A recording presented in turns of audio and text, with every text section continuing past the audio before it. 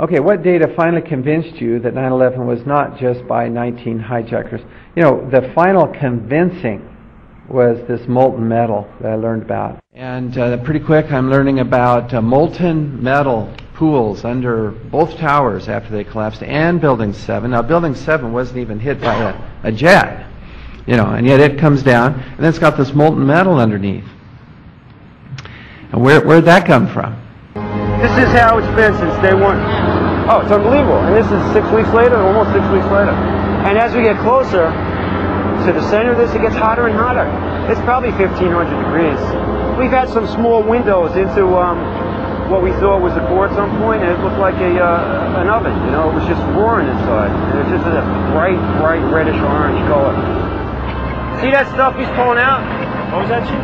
We're gonna hold off on the water. See the stuff he's pulling out? Yeah. It's red hot. If we hit it too much steam, you won't be able to see what he's doing. Great. I studied various aspects, and the molten metal is my first topic. It's the one that really caught my interest, and the data is just coming together. Now, I have a sample of this molten metal. Previously, molten metal here. Just a tiny sample. This is really all we need. I brought along with me at the last minute. I thought, well, I'll throw that in. And by analyzing this, we determined it is not molten aluminum from the plane. Okay. Indeed, it contains a great deal of iron, which is the product of the thermite reaction. The engine block is the densest part of a car. It's basically a huge lump of metal, and, well, it's very hard to melt. Lucky then, the Brainiacs have plenty of thermite, specially packed into the slow-release mechanism of a garden flower pot. A big pile on the bonnet directly over the engine block should do the trick. The irreversible thermite reaction begins.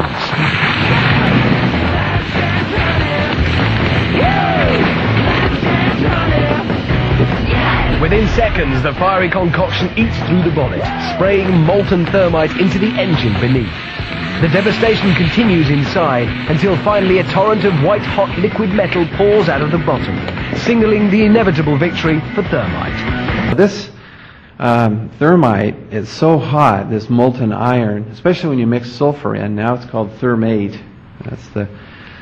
So sulfur added to this molten iron, and it'll just cut through steel, through structural steel, for example, like a knife through butter. And we also see this molten, yellow-hot molten metal with white wispy ash pouring out of the South Tower just minutes before its collapse. And I've shown this video, and it's just amazing. Photographs of that. It's in the NIST report. They say, well, probably molten aluminum from the aircraft. No, sorry, it's not. We did experiments at BYU. See, that was in the New York Times as the sulfidation of the steel came out.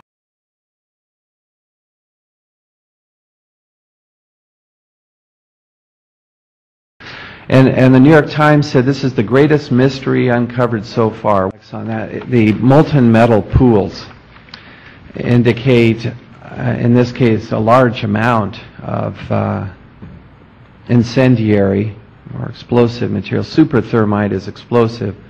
Ordinary thermite and thermate are incendiaries. It's true that when you add sulfur to the thermite, it now cuts very quickly through steel. And again, do you remember earlier I spoke of this paper I read? These metallurgists in Massachusetts had looked at World Trade Center 7 steel and some from the towers also. Strange, they said, that high temperature sulfidation. Where does this sulfur come? Where do these high temperatures come from?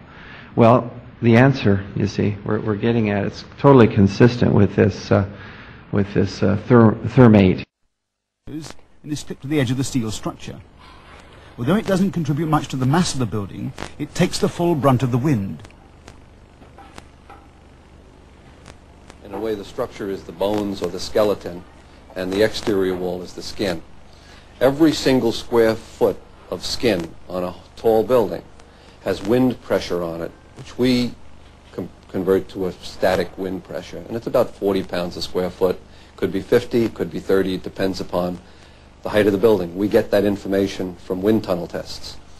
But if you think about a 50-story building with a little square foot sitting way up on the top there, with say 40 pounds pushing on it, that 40 pounds is pressing on the glass. The glass has to transmit that pressure without breaking. Then the frame around it has to transmit that wind pressure into the floor structure.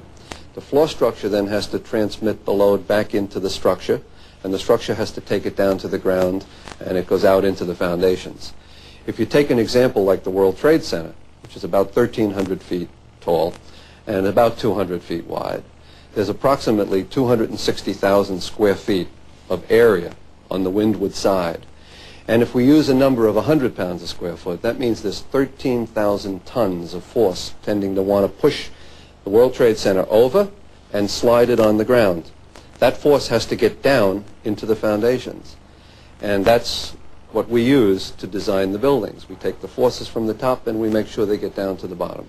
Well, 13,000 tons is a lot of force. People always talk about an airplane crashing into a building. And in 1944 or 45, a plane did crash into the Empire State Building.